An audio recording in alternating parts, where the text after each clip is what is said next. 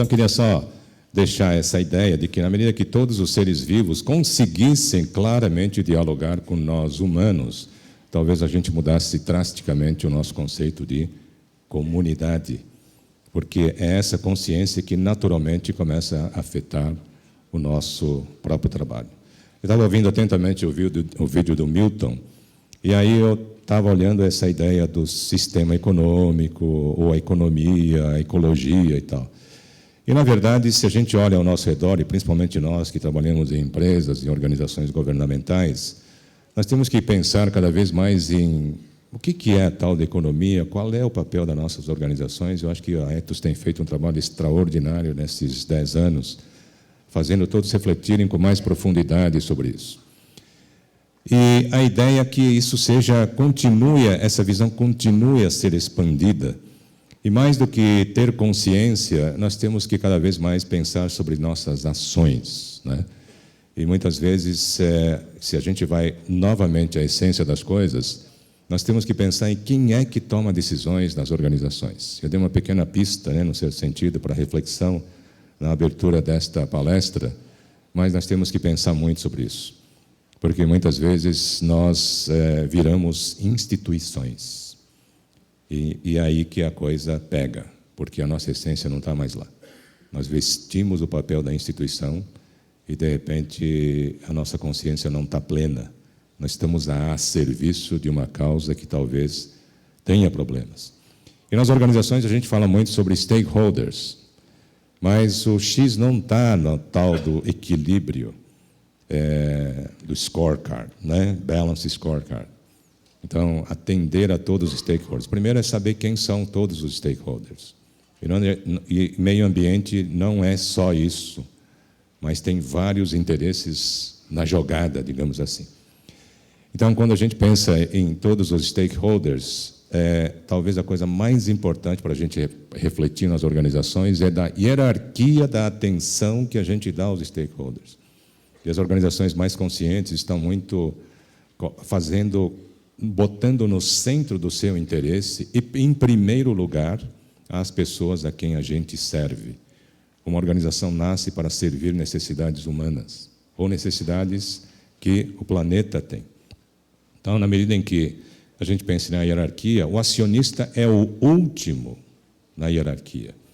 E é quase a ideia de que se os acionistas, se a empresa não dá atenção a todos os stakeholders anteriores, não merece o benefício do lucro ou do prêmio que todos buscam. Eu costumo dizer que se a gente atende bem a sociedade, pelo prêmio, não valeu. A qualidade é superficial.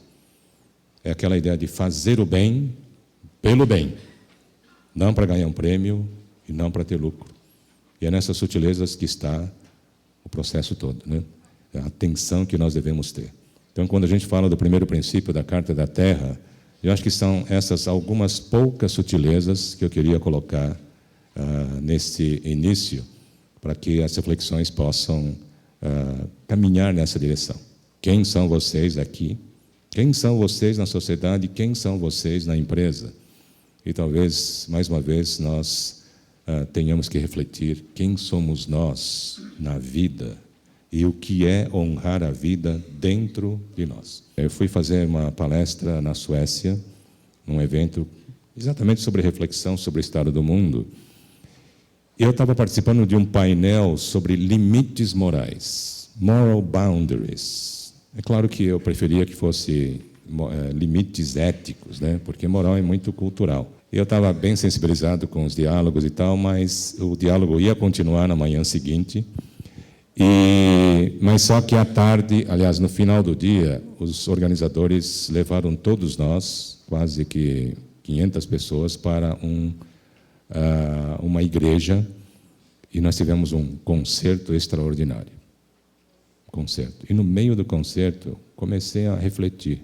Quer dizer, o nosso ser continua vivo e refletindo sobre essas coisas o tempo todo e tal. E aí que eu sempre carrego uma folha de papel e comecei a anotar os insights que comecei a ter durante o concerto. Um momento tranquilo, e são nessas horas que a intuição parece que se exacerba, né? e comecei a pensar um pouco sobre o que é não ético no nosso dia a dia.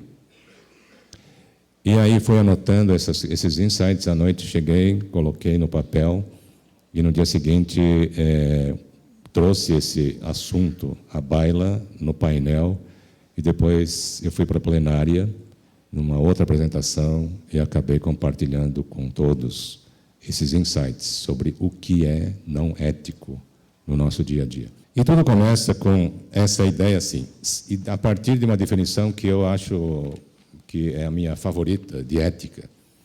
Ética é a escolha pelo bem comum. Só que a essa altura, em pleno século XXI, nós temos que ter a consciência de que bem comum, mais uma vez, não é só de seres humanos, mas de todos os seres vivos. Então, tendo isso com grande clareza em nossa cabeça, se ética é a escolha pelo bem comum, a pergunta é, o que não seria ético em nosso dia a dia? E eu queria encerrar com essas frases aqui, né?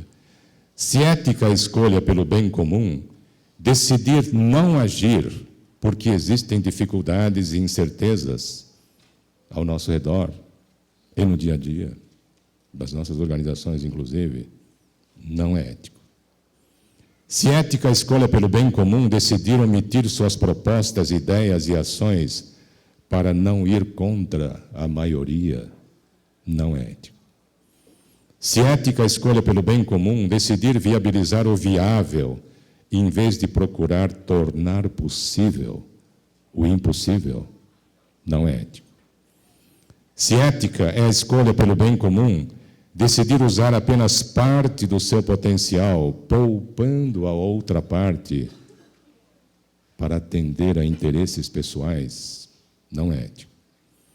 Se ética é a escolha pelo bem comum, decidir não agir, se manter em silêncio, deixando medo prevalecer, este é um ato não ético. Se ética é a escolha pelo bem comum, decidir se conformar com a letra da lei, em vez de persistir pelo espírito da lei, não é ético. Se ética é a escolha pelo bem comum, decidir não fazer face aos desafios de grande escala e complexidade, típica do mundo de hoje, porque parecem além da conta e porque ninguém até hoje tentou, não é ético. Se ética é a escolha pelo bem comum, decidir protelar ações ousadas de novo e de novo e de novo, esperando o momento certo, não é ético. Se ética é a escolha pelo bem comum, decidir não ir em frente porque não será reconhecido como o autor da ideia, não é ético. Se ética é a escolha pelo bem comum, decidir entrar no jogo, fingindo não perceber manipulações em processo, não é ético. Se ética é a escolha pelo bem comum, decidir viver no reino das ideias, dos diagnósticos e das teorias, em vez de assumir os riscos da ação, não é ético. Se ética é a escolha pelo bem comum, decidir rejeitar toda e qualquer proposta diferente, inclusive suas próprias, mesmo quando as ideias tradicionais não estiverem funcionando, não é ético. Se ética é a escolha pelo bem comum, decidir rejeitar qualquer proposta que pareça, na opinião de outros, idealista ou utópica, não é ético. E se ética é a escolha pelo bem comum, decidir deixar tudo como está, porque o caminho para a perfeição é muito complexo e difícil de implantar, definitivamente não é ético.